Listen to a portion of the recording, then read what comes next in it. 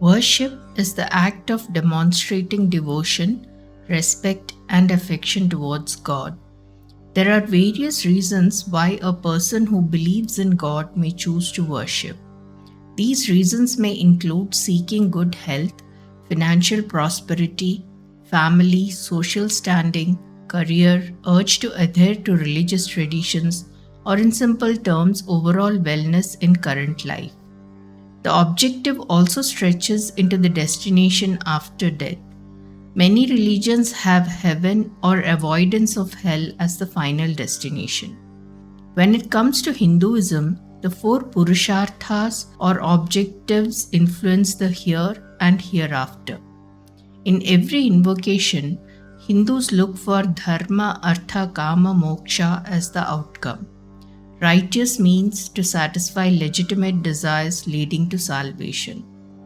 Heaven in Hinduism is considered an intermediary stage between different births based on karmas or deeds performed in the past. As said in Bhagavad Gita chapter 9, having experienced the splendor of the heavens, these beings eventually exhaust their good karma and are required to reincarnate back to the earthly plane. Such individuals, while following the guidelines laid out in scriptures and seeking worldly pleasures, continue to traverse the cyclical journey of birth and death. The ultimate goal in Hinduism is moksha or salvation from cycles of birth and death. In Hinduism, devotion starts with desire for material possessions but transforms into an urge to be liberated from cycle of births. A typical Hindu, while starting with an expectation to be bestowed worldly comforts, will ultimately transform into a recluse who is yearning for liberation. In accordance, practitioners of Hinduism are granted the liberty to select their preferred deity, yearning for specific worldly possession, allowing for a swift initiation into the path of devotion. By choosing a deity, devotees are able to establish a connection and develop a relationship. In the course of their spiritual progress, Hindus continue to have the liberty to alter their choice of deity as well as move beyond the idea of a physical form. This gradual transition can lead to a monotheistic perspective where the differences between various deities become less relevant and the realization of a singular divine presence is attained. The Hindu religion's polytheism has long been a perplexing enigma. The Trimurti, Indra, Ashtavasus, Ekadasha Rudras, Dvadasha Adityas, the Prajapati, their consorts and children, various incarnations, Grama Devatas or deities of settlements, Kula Devatas or deities of lineages, forces of nature, aspects of nature, emotions, virtues, elements, etc. are all considered different manifestations of the Supreme and make up the pantheon of gods. However, gaining a correct understanding of this layout is essential to uncover its true nature. To understand multitude of gods, that is 330 million gods of Hinduism, let us consider the example of visible spectrum of light which coincidentally ranges within 330 nanometers when white light is passed through a prism. The way pure white light is composed of different colors with different wavelengths, the Supreme can also be perceived to have different forms or aspects, which are represented by these many gods. While we can only see the colors of the visible spectrum, there are also spectrum ranges like infrared and ultraviolet that we cannot see. Similarly, there are aspects of the divine that are beyond our comprehension. But just as all the visible and invisible colors of the spectrum can be recombined to form pure white light, all the different gods can be seen as part of the same ultimate reality. As mentioned in the Asyavamya Suktam from Mandala 1 of Rigveda, It is referred to by many names such as Indra, Mitra, Varuna, and Agni, and is also symbolized by the divine bird Garutman with beautiful wings. Although wise people call it by different names, they know that it is ultimately one and the same divine entity. The way various applications of different colored light rays have been discovered, in ancient times, the different gods and their groupings were discovered to possess distinct qualities that were responsible for governing different aspects of the world. The seers of the Vedic period were able to perceive these qualities and they captured them into the Vedas, which were later elaborated upon in subsequent works such as the Upanishads, Puranas, and Agamas. The question arises as to why people worship different deities instead of focusing only on one supreme. Consider a traffic light with 3 indicators that emit same white light. It doesn't serve the purpose of regulating traffic. Instead, we rely on 3 differently colored lights which are derived from same white light. Similarly, practitioners focus on specific deities such as Goddess Lakshmi for improving opulence or Goddess Saraswati for overcoming obstacles in acquiring knowledge. Such a specific need arises because the devotee may be lacking these aspects in the current life because of past karma. So the pantheon of gods is helpful in addressing results of past life's karma. Then there is the complexity in fully comprehending true nature of the Supreme. Kenopanishads Part 1 says, "The true nature of Brahman, the ultimate reality, cannot be fully understood by the mind. It is beyond the mind's capacity to grasp. Therefore, one should recognize that true Brahman is not the objects that people worship, but rather something beyond the mind's comprehension." In Bhagavad Gita chapter 7, the Lord reveals, "Being enveloped by Yogamaya, I do not become manifest to all. This deluded world does not know me, who am birthless and undecaying." This inability of mind to fully grasp the true nature of Brahman leads to the situation akin to the parable of the blind men and the elephant. One person feeling the tail of an elephant might develop certain perception compared to another person feeling its trunk. A blind person exploring each part of the elephant may ultimately develop a better understanding of true shape and form of the elephant in comparison to a person who's just described what an elephant is. In this journey, every part that is discovered is attributed recognition as the elephant, ultimately leading to a true holistic picture in the mind of the blind person after multiple attempts.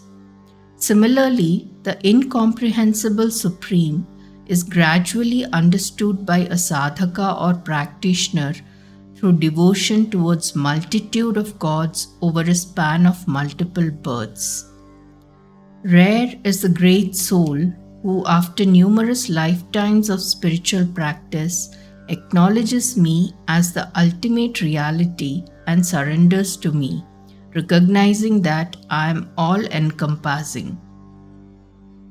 Out of compassion, the Supreme Divinity supports this arduous journey of the practitioner, leading to ultimate realization over a span of multiple births.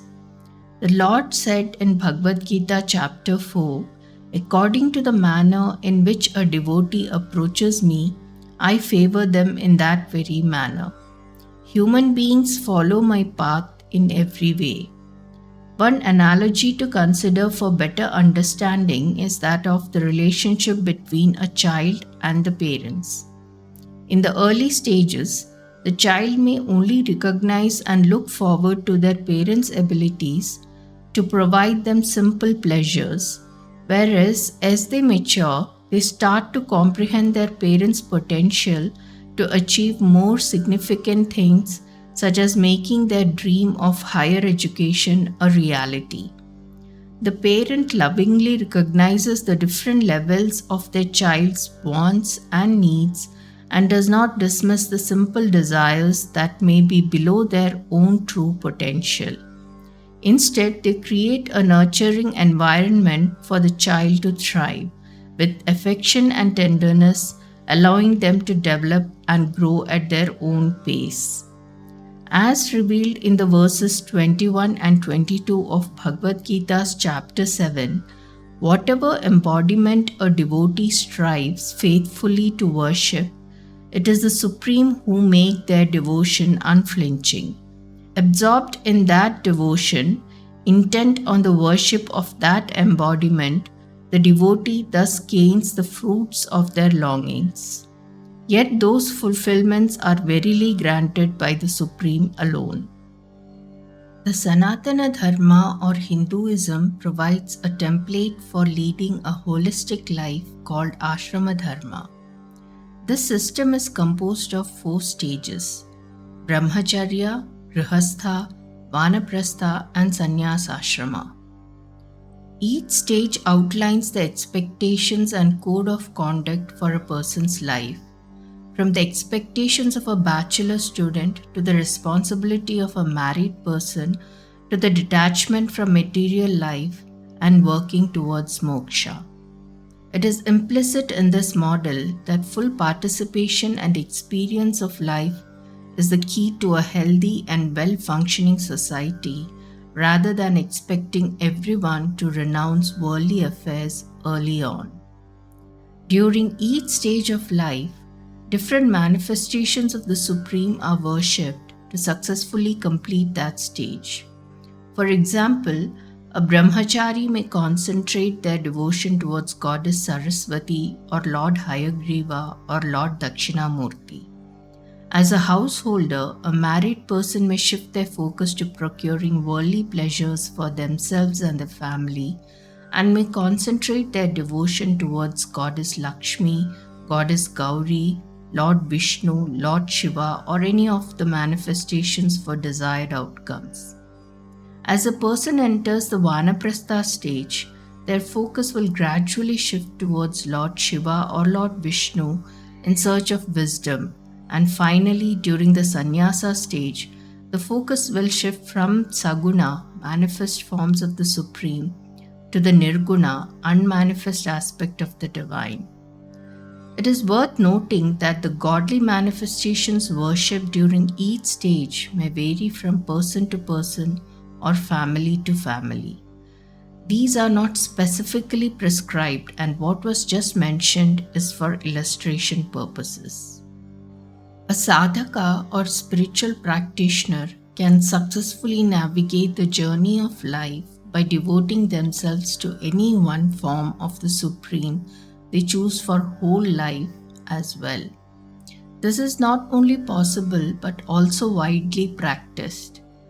Kula Devatas, Grama Devatas, and Ishta Devatas all are manifestations of the same divine energy and are capable of bestowing appropriate results at any of the 4 stages of life. To understand this concept, consider the relationship between a mother and her child. The child intuitively learns that certain phases of the mother's day are better suited for making certain kinds of requests. For example, the child would approach their mother in the kitchen when she is preparing dinner for the family to ask for a particular dish. Similarly, the child would suggest going out somewhere only when she is free and is in pleasant mood. On the contrary, the child understands that asking to be taken out while the mother is busy cooking or requesting a specific dish when she is attending to her professional responsibilities may not be the most appropriate approach, even though it is not entirely ruled out. Similarly, a sadhaka understands that by choosing the appropriate form of the Supreme, they can achieve the desired results at the appropriate stage of their spiritual journey. In Hinduism, the concept of God is often likened to a caring and nurturing parent who not only pours out love upon their child but also provides correction and guidance when needed. The Supreme Divinity is easily pleased with the humblest of offerings, yet can also be worshipped with the utmost elaboration and grandeur. As said in chapter 9 of Bhagavad Gita, when a devotee offers me a leaf, a flower, a fruit, or even just water with pure devotion, I am delighted to partake in that offering. It is the love and consciousness behind the offering that truly matters to me. As we conclude this video, it is fitting to share a prayer recited by an animal in distress from 8th canto of Srimad Bhagavata, which aptly encapsulates the message we aimed to convey.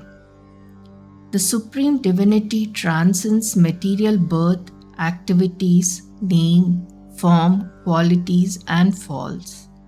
It fulfills the purpose of this ever-changing material world by manifesting through its own Maya in various forms, all free from material contamination. With its immense potency, the Supreme Brahman acts in wondrous ways. Though formless, it can take on various forms, and I offer my humble obeisance to this all-powerful entity with unlimited potential. Om Shanti.